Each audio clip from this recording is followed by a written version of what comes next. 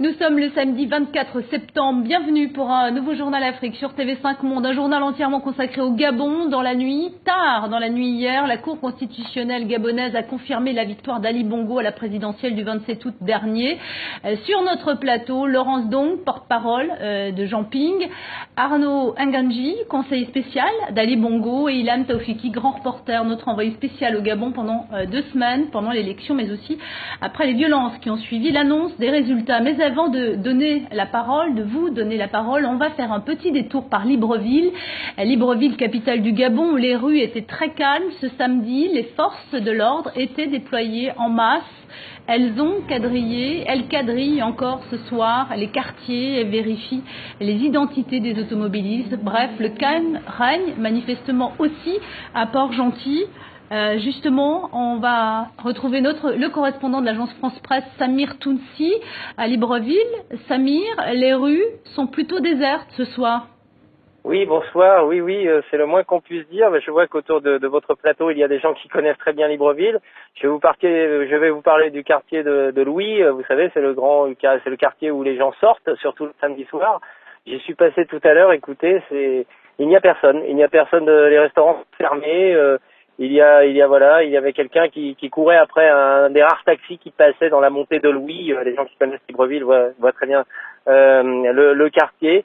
Les forces de sécurité sont là. Le dispositif est quand même bien plus léger que lors du pic de violence qui avait suivi la proclamation des résultats par la commission électorale le 31 août.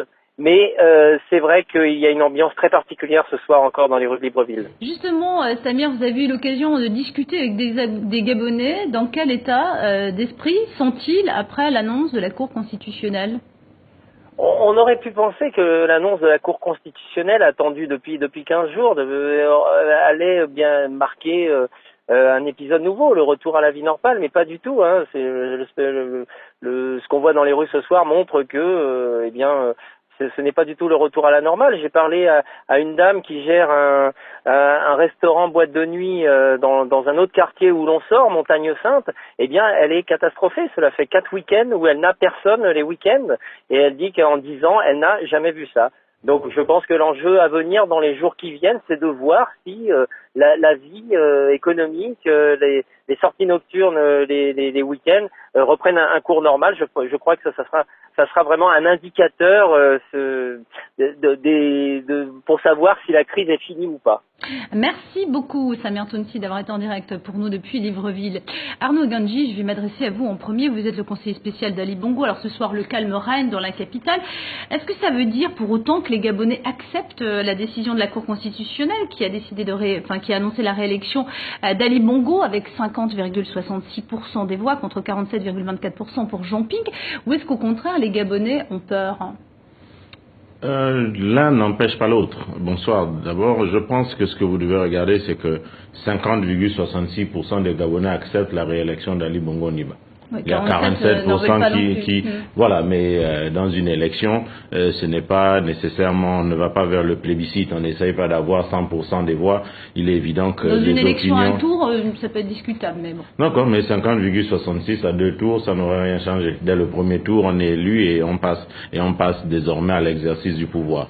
Il y a 47% de Gabonais qui ont également manifesté un avis contraire, et la main tendue du président de la République vise justement à associer ces Gabonais-là la gestion de la chose publique, au dialogue national, de façon à ce que les Gabonais puissent se réconcilier. Ensuite, oui, effectivement, les Gabonais ne sont pas dans les rues de Libreville parce qu'ils lancent aussi un message à ceux-là qui appellent aux manifestations, aux troubles, que le Gabonais n'aime pas ça. Le Gabonais n'aime pas la guerre, le Gabonais n'aime pas exposer sa vie ou celle de ses enfants, et il préfère attendre que les politiques se soient accordés afin de pouvoir reprendre le cours normal de leur vie. Laurence, donc vous êtes la porte-parole de Jean Ping. Pour vous, les Gabonais acceptent ces décisions? Est-ce qu'ils ont tout simplement peur après les séries notamment d'arrestations et les violences et les disparitions et les morts qui ont suivi l'annonce de l'élection par la commission électorale? Je voudrais préciser d'abord que ce qui se passe au Gabon en ce moment, ce n'est pas une affaire entre 2 candidats. Ce n'est pas une affaire entre Jean Ping et Ali Bongo. C'est une affaire entre M. Ali Bongo et le peuple gabonais qui est floué depuis 50 ans, qui depuis 23 ans, à chaque fois qu'ils vont à une élection présidentielle, le vote leur est volé. Le choix qu'ils expriment dans les urnes n'a jamais été respecté depuis 1993 jusqu'en 2016. Lorsque nous sommes allés à ce contentieux, nous n'y sommes pas allés. Est-ce que vous pouvez répondre à ma question, Laurence? Donc, comment vous analysez la situation ce soir? Alors, les Gabonais ne sont pas dans la rue, ne sortent pas dans les rues. Est-ce que c'est parce qu'ils ont peur ou parce qu'ils acceptent la décision? Ils n'acceptent pas la décision et ils ne l'accepteront pas. Ça fait 23 ans qu'ils se font voler. Les Gabonais ont toujours dit que 2016 ne sera pas 2009. Les Gabonais sont chez eux parce que, à l'issue, le 31 août, lorsque les premiers résultats ont été annoncés, le peuple est descendu dans la rue, à main nue. Ils ont été massacrés par les milices de M. Ali Bongo sous le couvert de la garde républicaine. On a vu des images de miliciens encagoulés avec des armes de poing. La même nuit, pour la première fois dans l'histoire du monde, ça ne s'était jamais vu nulle part ailleurs, le quartier général de M. Jean-Ping a été bombardé à l'arme lourde. Il y a eu des dizaines de morts, des blessés. Donc aujourd'hui, la population est chez elle. Déjà avant l'annonce, il faut dire qu'avant l'annonce, dès le jeudi, les forces de l'ordre ou de désordre étaient déployées dans les rues. Le quartier où habite Jean-Ping était bouclé. Hier matin, vendredi, on a mis des chars dans la rue. Donc il y a de l'intimidation pour que la population ne manifeste pas. Il y a déjà eu suffisamment de morts et de massacres et d'enlèvements. Les Gabonais sont chez eux, pas parce qu'ils acceptent, mais parce qu'on a un régime terroriste à la tête de l'État. Alors justement, quelques heures après l'annonce de sa réélection, le président réélu, Ali Bongo, a donc pris la parole. Il s'est adressé aux Gabonais en affirmant avoir entendu leur message. Mais il a aussi tendu la main à l'opposition. On l'écoute. J'appelle donc tous les responsables politiques, y compris les candidats malheureux de la présidentielle du 27 août dernier, à travailler avec moi, dans le respect de nos différences, certes, mais animés de la volonté de situer l'intérêt supérieur de la nation au-dessus de nos intérêts particuliers et partisans. Et quelques heures plus tard dans l'après-midi, ce samedi, eh bien, Jean-Ping lui a répondu en dénonçant une mascarade électorale, une décision inique, je cite, prise selon lui, envers et contre tous. On l'écoute. Je ne reculerai pas. Président clairement élu par les Gabonais.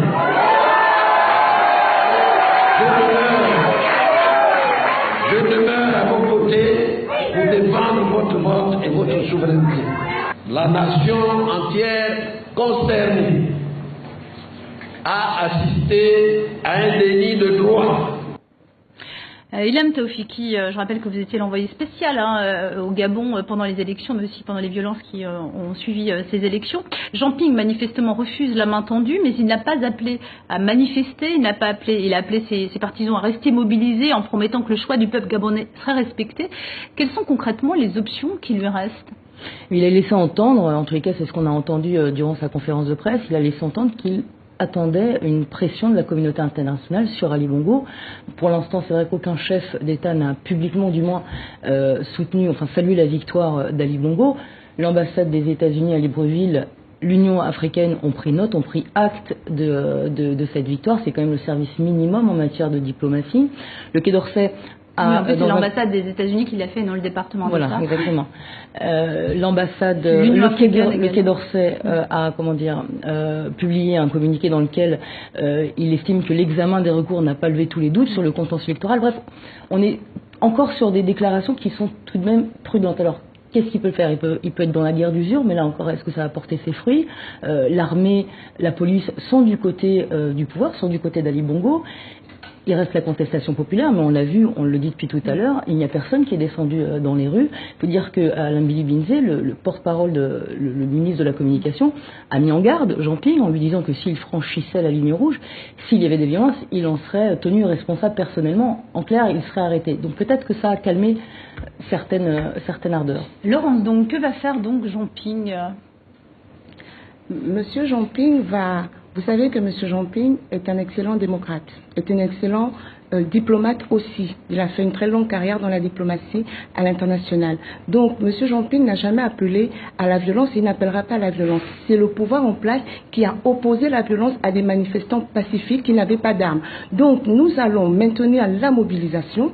Les Gabonais ne veulent pas du tout que leur vote cette année leur soit volé. Les chiffres qui sont avancés ont été cousus de toutes pièces par la Cour constitutionnelle. Vous allez faire qu'est-ce que vous souhaitez ? Il y a des stratégies qui ne seront pas dévoilées sur ce plateau, mais une chose est sûre, 2016 ne sera pas 2009.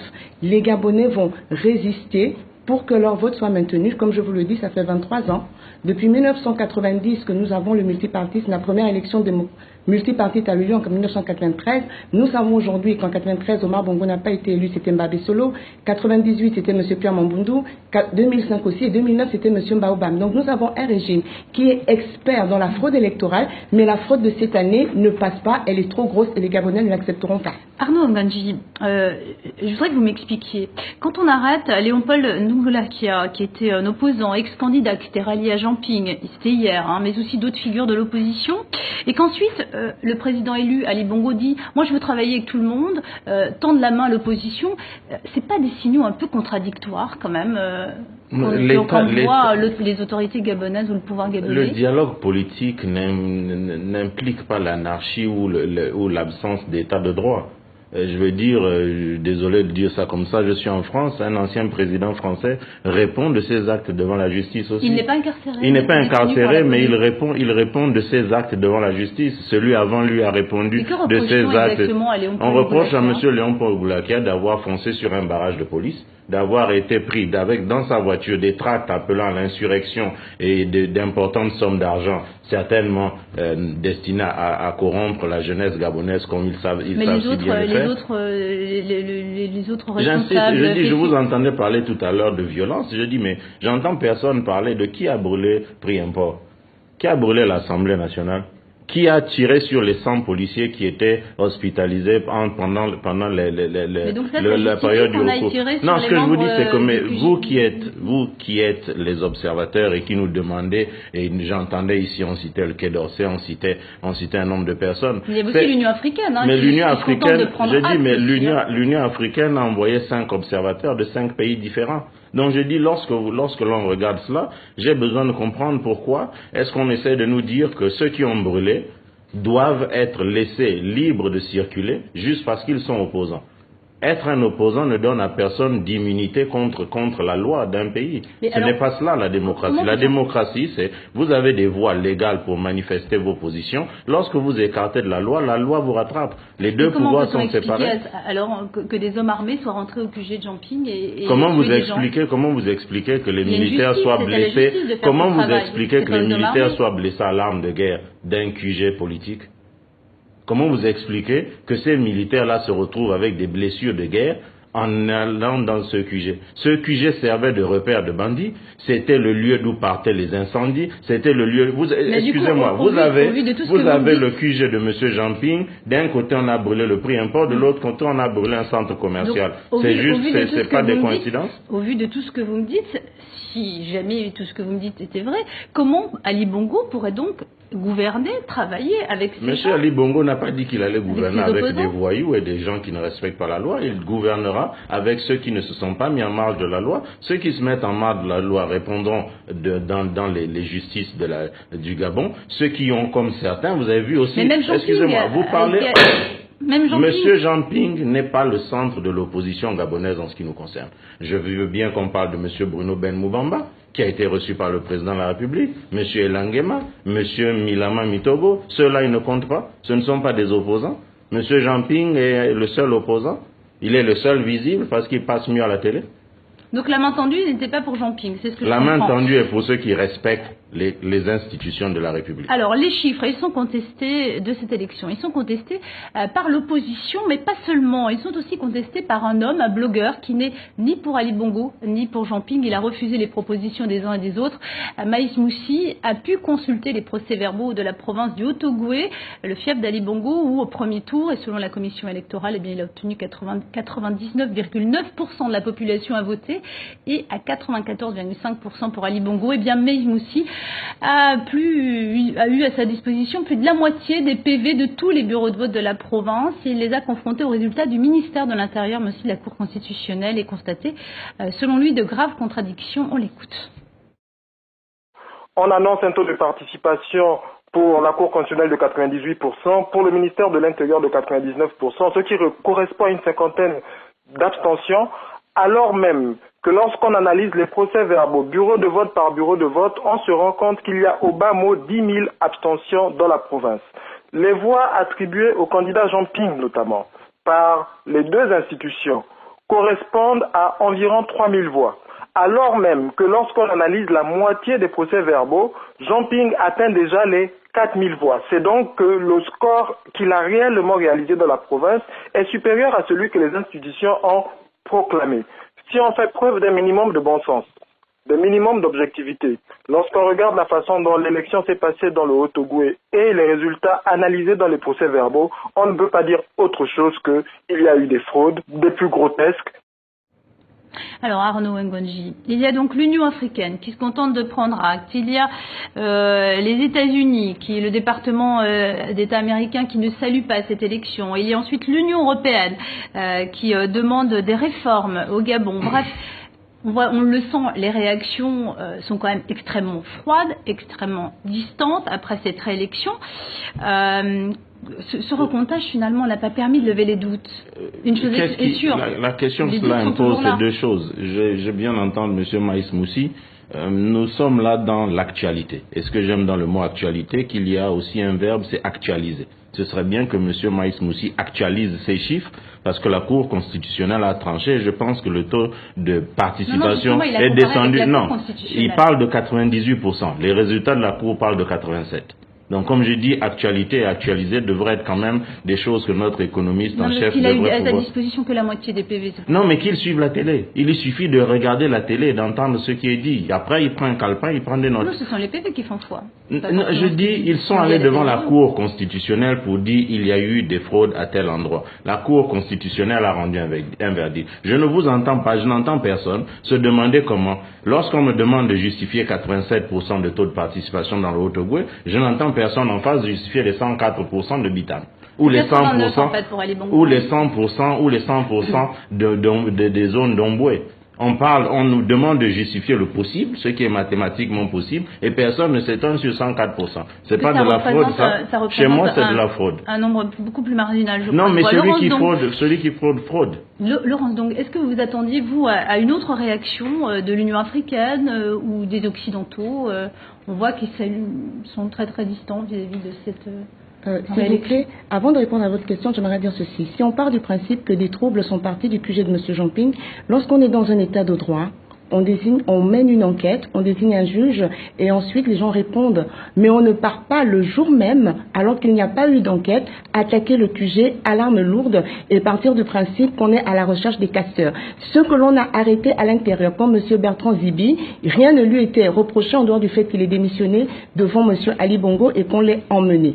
Donc, vouloir faire croire que c'est en guise de représailles, donc on est dans un état qui lui aussi est voyou et terroriste, on voit que l'Assemblée nationale a été brûlée. Il y a des édifices qui ont été brûlés. On ne mène pas une enquête pour chercher qui l'a fait et le jour même, on va à des représailles. Maintenant, les résultats, je ne suis pas surprise par les réactions de l'Union, par exemple, européenne, qui dit que la confiance du peuple gabonais concernant l'intégrité de ce processus électoral est légitimement mise en doute parce qu'il y a une opacité qui a prévalu lors de cela. Et ça, c'est normal parce que la transparence n'a pas été de mise et donc toutes les personnes intelligentes ont bien compris qu'on est en face d'une fraude massive et quand on ne veut pas des observateurs et qu'on ne veut pas recompter légalement, ça veut dire qu'on a quelque chose à cacher et comme je dis, on est habitué à ce pouvoir, c'est un pouvoir fraudeur, il l'a toujours fait et on connaît toutes ses manigances.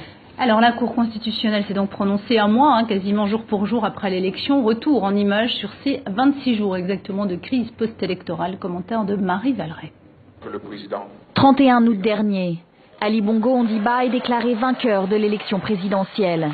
Il l'emporte avec 49,8% des voix, seulement 6 000 de plus que son rival Jean Ping, selon les chiffres officiels. C'est tout le peuple gabonais qui a voté dans la paix et dans la transparence que je félicite. Des résultats aussitôt contestés dans la rue. Au cours de la nuit, Libreville s'embrase et bascule dans la violence. Les manifestants sont réprimés par la police, des milliers sont arrêtés. Scène d'émeutes et de pillage, le Parlement est incendié, les médias saccagés. L'objet de la colère, l'incohérence des chiffres et notamment ceux du Haut-Ogooué, cette province du sud-est où le taux de participation aurait atteint des sommets, 99% contre 60% au niveau national. De quoi faire claquer des portes jusqu'au sein de la commission électorale. Dans quel pays au monde, même dans les dictatures de l'Europe de l'Est, même dans les dictatures, la dictature de Corée du Nord, Même dans les pays où le vote est obligatoire, 100% de taux de participation. Où a-t-on vu ça? Quelle honte! Malgré les appels de la communauté internationale et de l'opposition, Ali Bongo ne veut rien entendre. La démocratie s'accorde mal des succès autoproclamés. Cette même nuit, le QG de son rival Jean Ping est pris d'assaut par les forces de sécurité. À l'intérieur, 27 opposants sont séquestrés pendant près de 36 heures. Des hommes en civil qui sont venus vers 1 heure pour nous charger avec des détonations, bon, je ne suis pas un militaire, mais des détonations de guerre. Libéré de son siège de campagne, Jean Ping, qui s'exprime pour la première fois depuis le début de la crise, demande un recomptage des voix. S'il conteste les résultats, il hésite. Et c'est le 8 septembre qu'il finit par saisir la Cour constitutionnelle. La Cour constitutionnelle a maintenant le choix entre la stabilité ou l'instabilité du Gabon.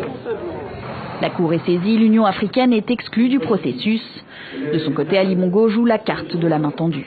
J'ai entendu le message. Et dans ma première adresse, j'ai bien indiqué que je devais tenir compte de tous ceux qui n'ont pas voté pour moi comme de ceux qui ont voté pour moi. S'ensuivent l'attente et l'inquiétude pour les Gabonais, tous suspendus à la décision de la plus haute instance du pays. Vendredi, les 9 juges ont finalement tranché, ils ont validé la réélection d'Ali Bongo.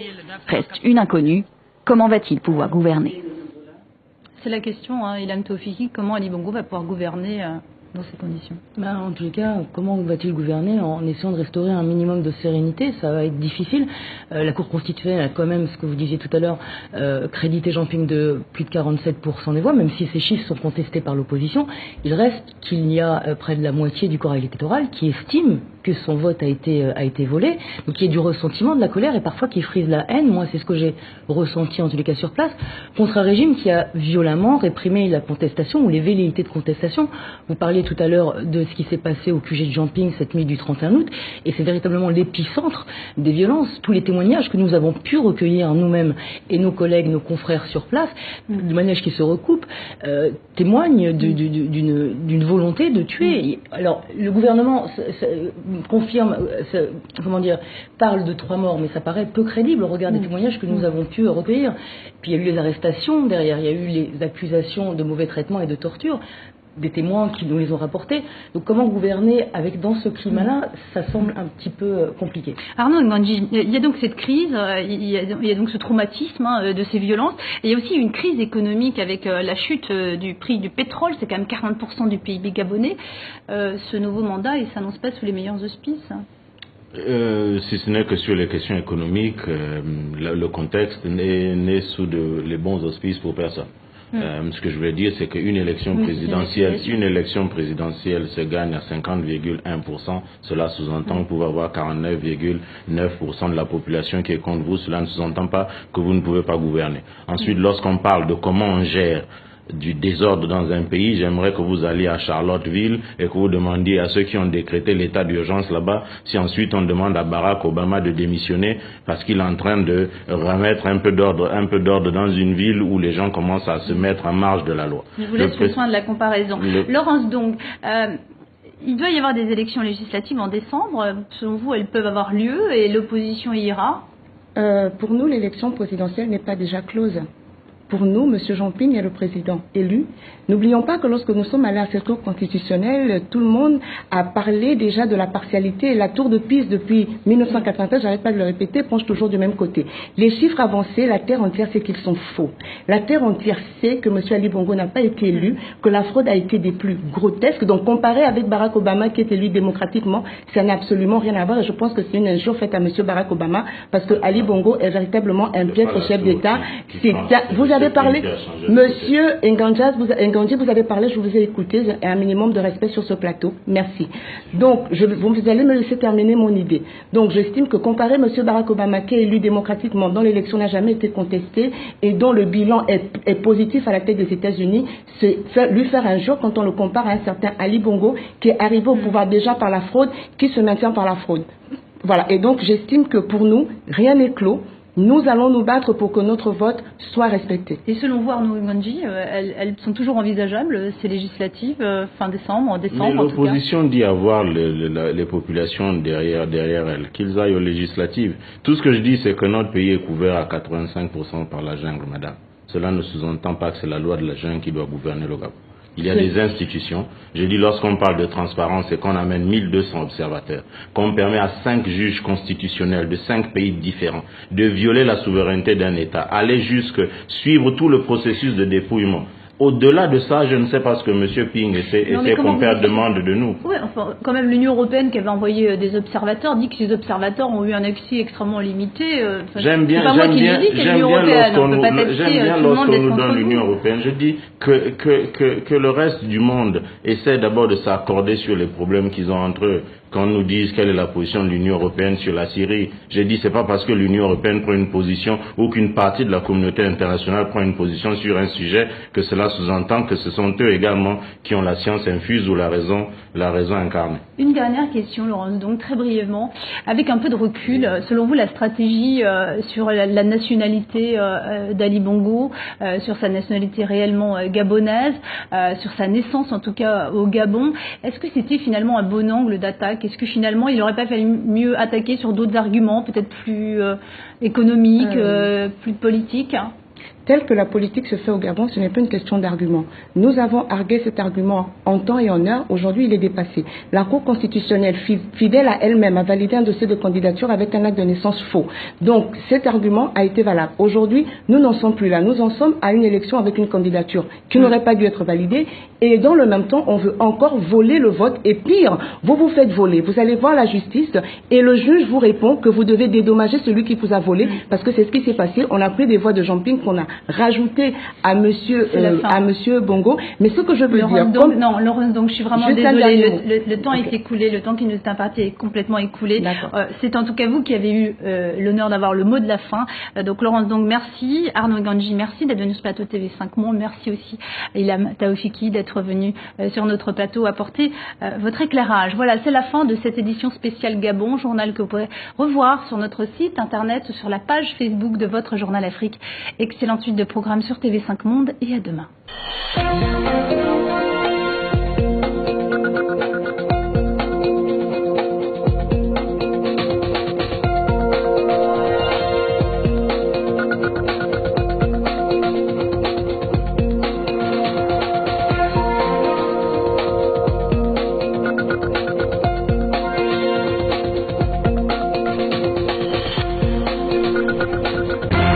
Entre Jean Ping et Ali Bongo. C'est une affaire entre M. Ali Bongo et le peuple gabonais qui est floué depuis 50 ans, qui depuis 23 ans, à chaque fois qu'ils vont à une élection présidentielle, le vote leur est volé. Le choix qu'ils expriment dans les urnes n'a jamais été respecté depuis 1993 jusqu'en 2016. Lorsque nous sommes allés à ce contentieux, nous n'y sommes pas allés... Est-ce que vous pouvez répondre à ma question, Laurence? Donc, comment vous analysez la situation ce soir? Alors, les Gabonais ne sont pas dans la rue, ne sortent pas dans les rues. Est-ce que c'est parce qu'ils ont peur ou parce qu'ils acceptent la décision? Ils n'acceptent pas la décision et ils ne l'accepteront pas. Ça fait 23 ans qu'ils se font voler. Les Gabonais ont toujours dit que 2016 ne sera pas 2009. Les Gabonais sont chez eux parce que, à l'issue, le 31 août, lorsque les premiers résultats ont été annoncés, le peuple est descendu dans la rue, à main nue.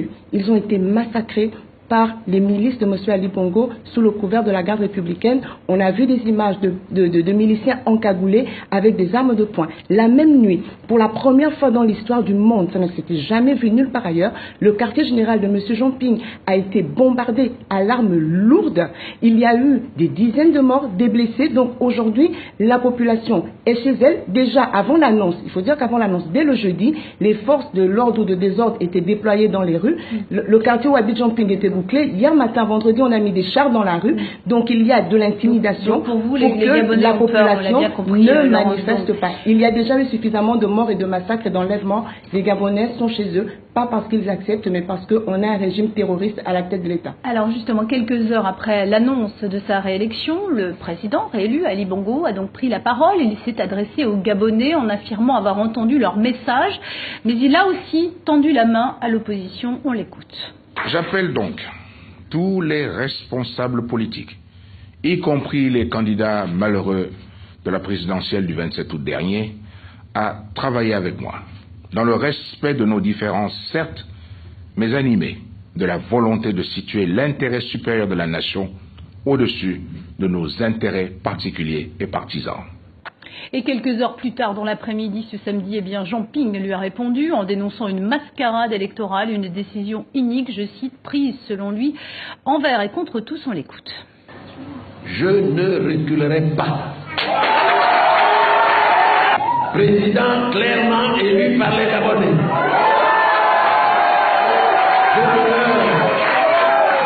Je demeure à vos côtés pour défendre votre vote et votre souveraineté. La nation entière concernée a assisté à un déni de droit. Ilham Taoufiki, je rappelle que vous étiez l'envoyé spécial au Gabon pendant les élections, mais aussi pendant les violences qui ont suivi ces élections. Jean Ping manifestement refuse la main tendue, mais il n'a pas appelé à manifester, il a appelé ses partisans à rester mobilisés en promettant que le choix du peuple gabonais serait respecté. Quelles sont concrètement les options qui lui restent ? Il a laissé entendre, en tous les cas c'est ce qu'on a entendu durant sa conférence de presse, il a laissé entendre qu'il attendait une pression de la communauté internationale sur Ali Bongo. Pour l'instant, c'est vrai qu'aucun chef d'État n'a publiquement, du moins, salué la victoire d'Ali Bongo. L'ambassade des États-Unis à Libreville, l'Union africaine ont pris note, ont pris acte de cette victoire. C'est quand même le service minimum en matière de diplomatie. Le Quai d'Orsay c'est l'ambassade des États-Unis qui l'a fait, non le département. Voilà, exactement. L'ambassade, le Quai d'Orsay a, publié un communiqué dans lequel il estime que l'examen des recours n'a pas levé tous les doutes sur le contentieux électoral. Bref, on est encore sur des déclarations qui sont tout de même prudentes. Alors, qu'est-ce qu'il peut faire ? Il peut être dans la guerre d'usure, mais là encore, est-ce que ça va porter ses fruits ? L'armée, la police sont du côté du pouvoir, sont du côté d'Ali Bongo. Il reste la contestation populaire, mais on l'a vu, on le dit depuis tout à l'heure, il n'y a personne qui est descendu dans les rues. Il faut dire qu'Alain Billy Binzé, le porte-parole, le ministre de la Communication, a mis en garde Jean Ping en lui disant que s'il franchissait la ligne rouge, s'il y avait des violences, il en serait tenu responsable personnellement. En clair, il serait arrêté. Donc peut-être que ça a calmé certaines ardeurs. Laurence, donc, que va faire donc Jean Ping ? Monsieur Jean Ping va... Vous savez que M. Jean Ping est un excellent démocrate, est un excellent diplomate aussi. Il a fait une très longue carrière dans la diplomatie à l'international. Donc, M. Jean Ping n'a jamais appelé à la violence, il n'appellera pas à la violence. C'est le pouvoir en place qui a... Nous sommes le samedi 24 septembre. Bienvenue pour un nouveau journal Afrique sur TV5 Monde. Un journal entièrement consacré au Gabon. Dans la nuit, tard dans la nuit hier, la Cour constitutionnelle gabonaise a confirmé la victoire d'Ali Bongo à la présidentielle du 27 août dernier.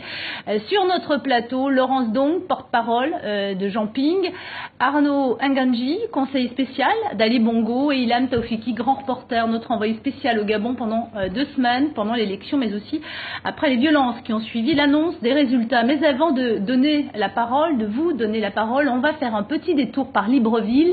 Libreville, capitale du Gabon, où les rues étaient très calmes ce samedi. Les forces de l'ordre étaient déployées en masse. Elles quadrillent encore ce soir les quartiers et vérifient les identités des automobilistes. Bref, le calme règne manifestement aussi à Port-Gentil. Justement, on va retrouver le correspondant de l'agence France-Presse, Samir Tounsi, à Libreville. Samir, les rues sont plutôt désertes ce soir. Oui, bonsoir. Oui, c'est le moins qu'on puisse dire. Je vois qu'autour de votre plateau, il y a des gens qui connaissent très bien Libreville. Je vais vous parler du quartier de Louis. Vous savez, c'est le quartier où les gens sortent, surtout le samedi soir. J'y suis passé tout à l'heure. Écoutez, il n'y a personne. Les restaurants sont fermés. Il y avait quelqu'un qui courait après un des rares taxis qui passait dans la montée de Louis. Les gens qui connaissent Libreville voient très bien le quartier. Les forces de sécurité sont là. Le dispositif est quand même bien plus léger que lors du pic de violence qui avait suivi la proclamation des résultats par la commission électorale le 31 août. Mais c'est vrai qu'il y a une ambiance très particulière ce soir encore dans les rues de Libreville. Justement, Samir, vous avez eu l'occasion de discuter avec des Gabonais. Dans quel état d'esprit sont-ils après l'annonce de la Cour constitutionnelle ?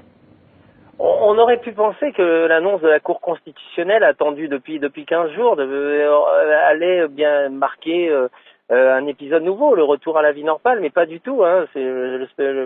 Ce qu'on voit dans les rues ce soir montre que, ce n'est pas du tout le retour à la normale. J'ai parlé à une dame qui gère un restaurant boîte de nuit dans un autre quartier où l'on sort, Montagne Sainte.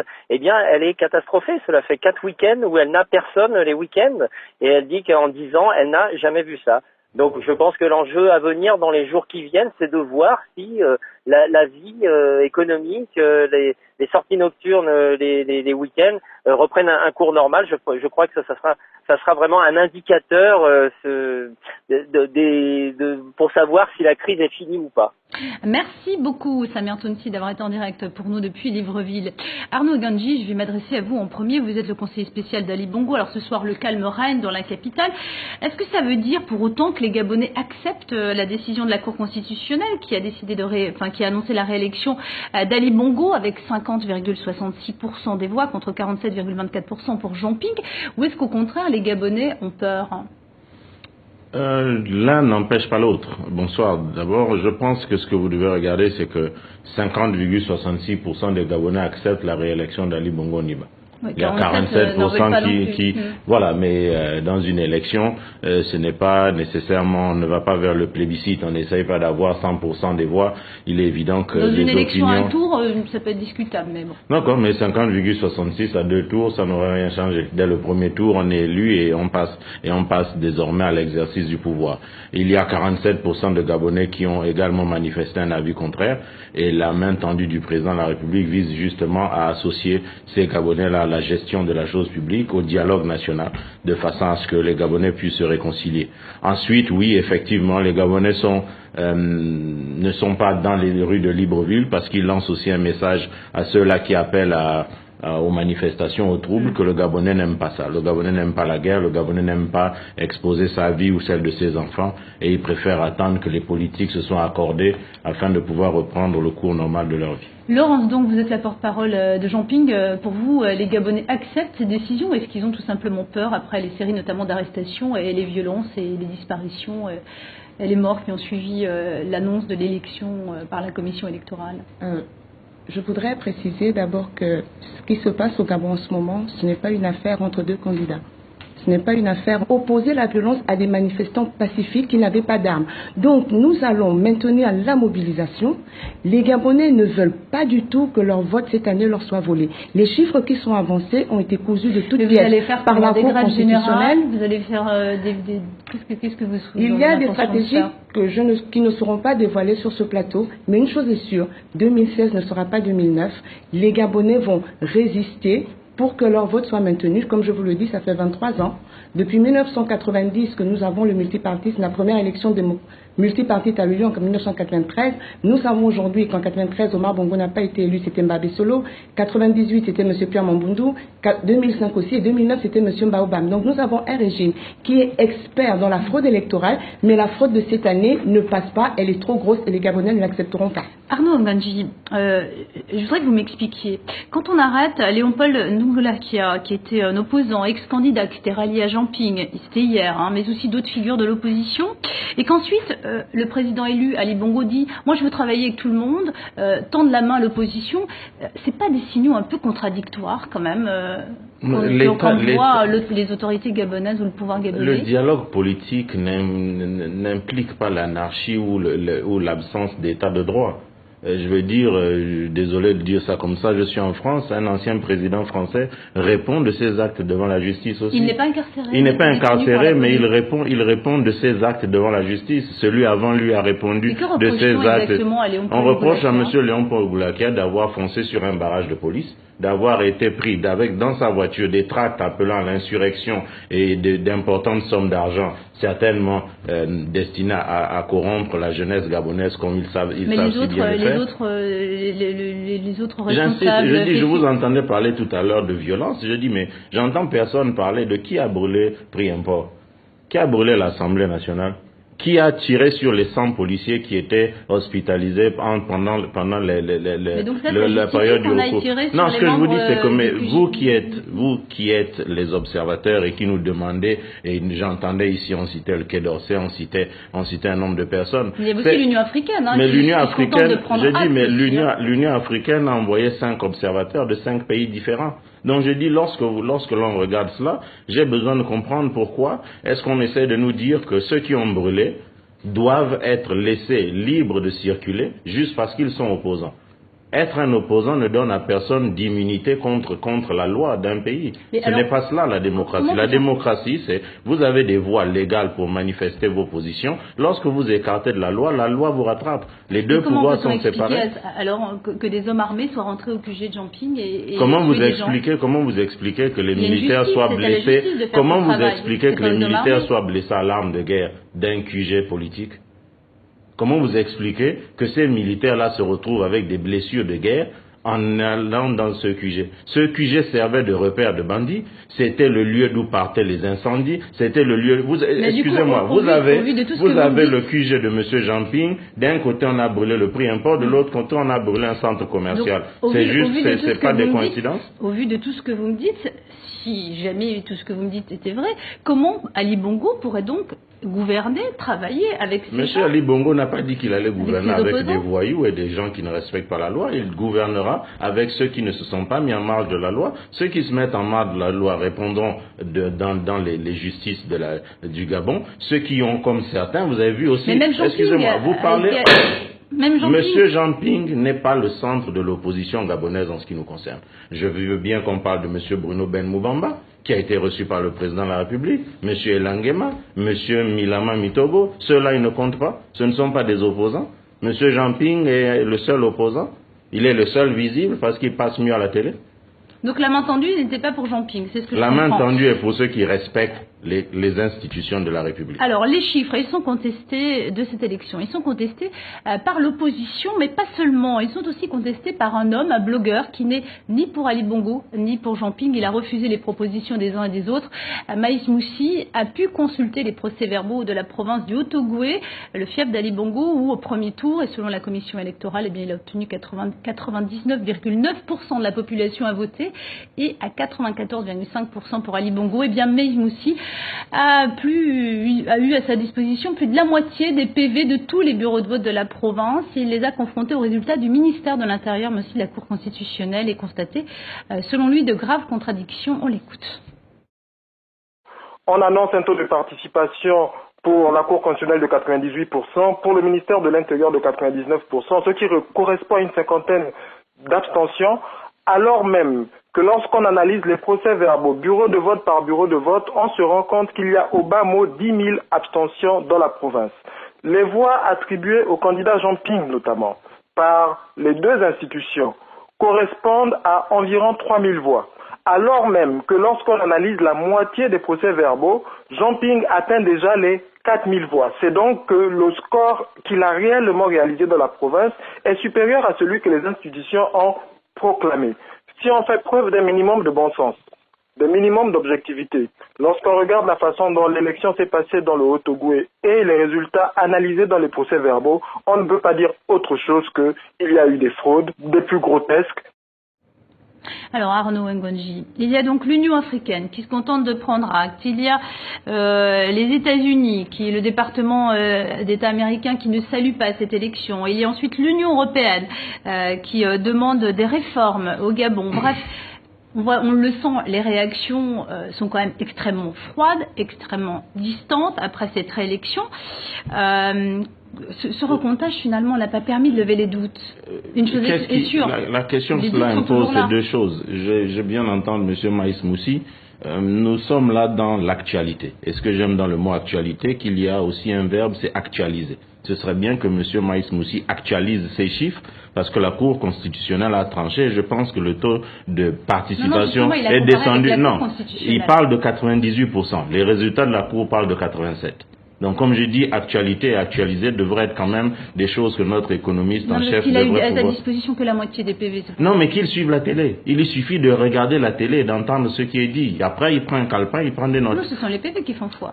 Non, je dis, ils sont allés devant la Cour constitutionnelle pour dire il y a eu des fraudes à tel endroit. La Cour constitutionnelle a rendu un verdict. Je ne vous entends pas, je n'entends personne se demander comment. Lorsqu'on me demande de justifier 87% de taux de participation dans le Haut-Ogooué, je n'entends personne en face justifier les 104% de Bitam.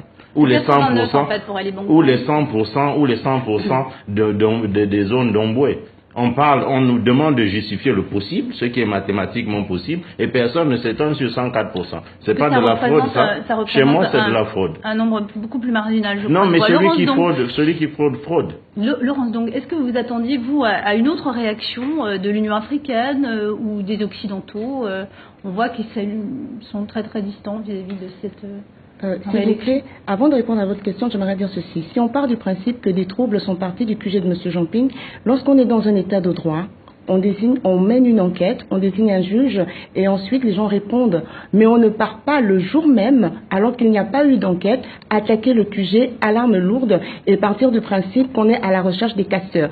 Ce que l'on a arrêté à l'intérieur, comme M. Bertrand Zibi, rien ne lui était reproché en dehors du fait qu'il ait démissionné devant M. Ali Bongo et qu'on l'ait emmené. Donc, vouloir faire croire que c'est en guise de représailles, donc on est dans un État qui lui aussi est voyou et terroriste, on voit que l'Assemblée nationale a été brûlée. Il y a des édifices qui ont été brûlés. On ne mène pas une enquête pour chercher qui l'a fait et le jour même, on va à des représailles. Maintenant, les résultats, je ne suis pas surprise par les réactions de l'Union, par exemple, européenne, qui dit que la confiance du peuple gabonais concernant l'intégrité de ce processus électoral est légitimement mise en doute parce qu'il y a une opacité qui a prévalu lors de cela. Et ça, c'est normal parce que la transparence n'a pas été de mise et donc toutes les personnes intelligentes ont bien compris qu'on est en face d'une fraude massive et quand on ne veut pas des observateurs et qu'on ne veut pas recompter légalement, ça veut dire qu'on a quelque chose à cacher et comme je dis, on est habitué à ce pouvoir, c'est un pouvoir fraudeur, il l'a toujours fait et on connaît toutes ses manigances.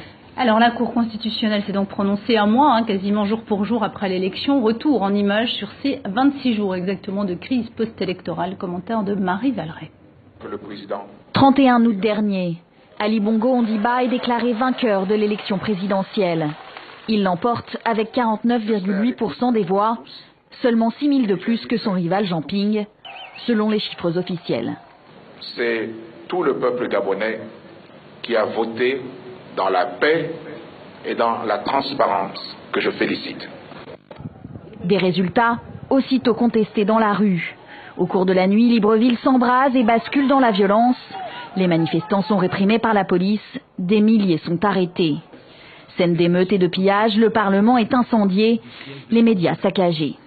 L'objet de la colère, l'incohérence des chiffres et notamment ceux du Haut-Ogooué, cette province du sud-est où le taux de participation aurait atteint des sommets, 99% contre 60% au niveau national.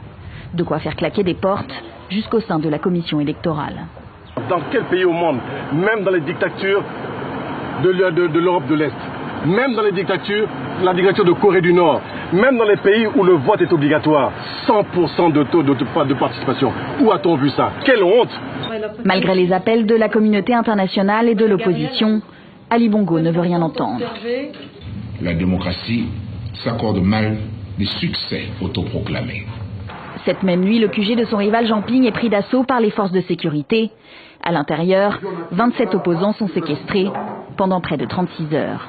Des hommes en civil qui sont venus vers 1 heure pour nous charger avec des détonations. Bon, je ne suis pas un militaire, mais des détonations de guerre. Libéré de son siège de campagne, Jean Ping, qui s'exprime pour la première fois depuis le début de la crise, demande un recomptage des voix. S'il conteste les résultats, il hésite. Et c'est le 8 septembre qu'il finit par saisir la Cour constitutionnelle. La Cour constitutionnelle a maintenant le choix entre la stabilité ou l'instabilité du Gabon. La Cour est saisie, l'Union africaine est exclue du processus. De son côté, Ali Bongo joue la carte de la main tendue. J'ai entendu le message. Et dans ma première adresse, j'ai bien indiqué que je devais tenir compte de tous ceux qui n'ont pas voté pour moi comme de ceux qui ont voté pour moi. S'ensuivent l'attente et l'inquiétude pour les Gabonais, tous suspendus à la décision de la plus haute instance du pays. Vendredi, les 9 juges ont finalement tranché, ils ont validé la réélection d'Ali Bongo. Reste une inconnue, comment va-t-il pouvoir gouverner? C'est la question, Ilham Taoufiki, comment Ali Bongo va pouvoir gouverner dans ces conditions? En tous les cas, comment va-t-il gouverner en essayant de restaurer un minimum de sérénité? Ça va être difficile.